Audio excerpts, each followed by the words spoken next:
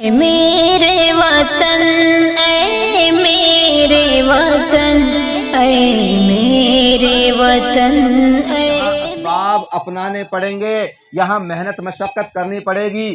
آپ نے کبھی نہیں سنا ہوگا پکو پکاؤ کھانو اور آسمان سو جماعت کے سامنے آگو، ایسا نہیں سنا ہوگا۔ ایسا سنا 4 آدمیوں کا کھانا 400 نے کھایا، میں نے اسے پڑھا حدیث میں۔ 4 آدمیوں کا کھانا 400 نے کھایا۔ ایک صحابی نے ایک تھیلا میں سو کھجور 18 سال تک کھائی۔ بولو بھائی، وہاں کے حضور میں غریب آدمیوں کچھ نہ بجے کھجورا، حضور نے تھیلا لیو لے جا اور تھیلا اوندھو کر کے مت دیکھو، کھاتو رہے۔ صحابی فرماتے ہیں میں نے 18 سال تک تھیلا میں سو کھجور کھائی، کبھی بھری نہ، وہی نہ نبڑی۔ جب نبڑنے کو موقع آیا جھٹ میں نے تھیلا کونے پکڑ کے رتا دی، کہانی ختم، برکت گئی ساری۔ یہ تو ہوا، لیکن پکا پکایا کسی کو نہیں آیا۔ ایسا کبھی نہیں ہوا ہمارے نبی کے سامنے بھی۔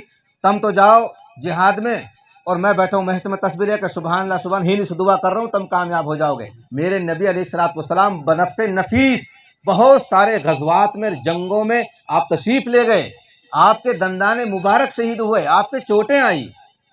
یہ دنیا کیا ہے بولو بھائی؟ دار الاسباب۔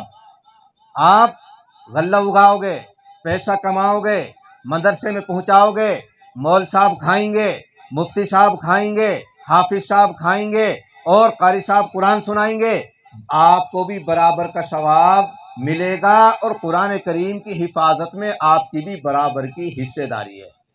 مولانا کلیم صدیقی صاحب اس وقت جیل میں ہیں، اللہ تعالیٰ ان کو جلد رہائی نصیب فرمائے۔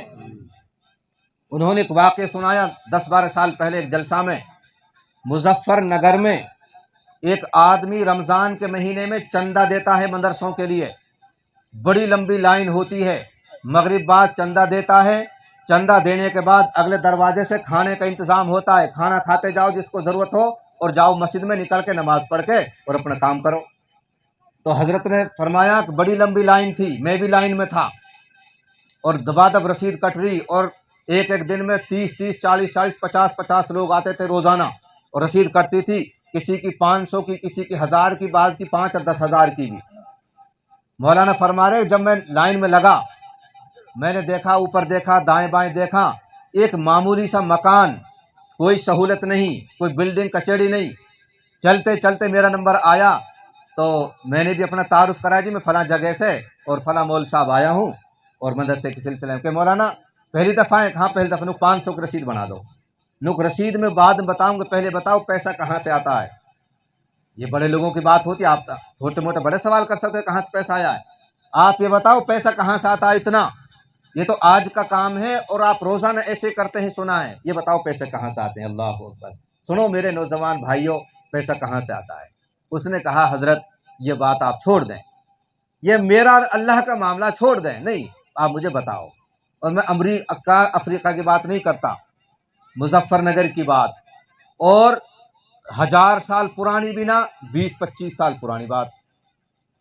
حضرت یہ بات چھوڑ دو، آپ رسید بناؤ پلیز، میرا وقت بہت قیمتی ہے، اور ان کا انہوں نے مجھے بتاؤ، میں رسید جب کاٹ مجھے بتاؤ۔ اس نے کہا کہ حضرت میں تحصیل میں ایک کلرک ہوں اور میری 10-12 ہزار روپے تنخواہ ہے، وہ 10-12 ہزار روپے تنخواہ میں اپنے بچوں پہ خرچ کرتا ہوں، اور پھر میں اوور ٹائم میں جو بچتا ہے میں شہر مظفر نگر میں رکشہ چلاتا ہوں رات کو 12-1 بجے تک۔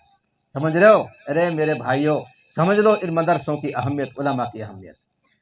یہ نہیں سمجھائیں گے آپ کو یہ ڈاکو، یہ قوم کے لٹیرے جو آپ کے مکھن نکال لیتے ہیں، آپ کا جوس نکالتے ہیں، جو ہیں ابھی دیکھا الیکشن میں کیسے کیسے حالات ہوئے، کروڑ روپے میں آگ لگائی، اور مدرسہ نے کہہ دیا سرپنچ صاحب کام چل رہا، کہاں یار مول صاحب، بس جب سے بی جے پی آئی ہے حال ہی خراب ہوگا ہریانہ کو تو، اور بھائی لاک ڈاؤن نے تو مول صاحب کڑی توڑ دی، بس پہلے جی ایس ٹی نے توڑ دیے، مول صاحب کاروبار تو آج کل ہے نا۔ ارے کمینوں، ہم تم سے 100-200 روپے اللہ کے قرآن کے نام پہ مانگ رہے ہیں، ہم تمہاری کچہری نام نہیں کرا رہے، کیوں ہمارے سامنے اتنے بھکاری بن رہے ہو؟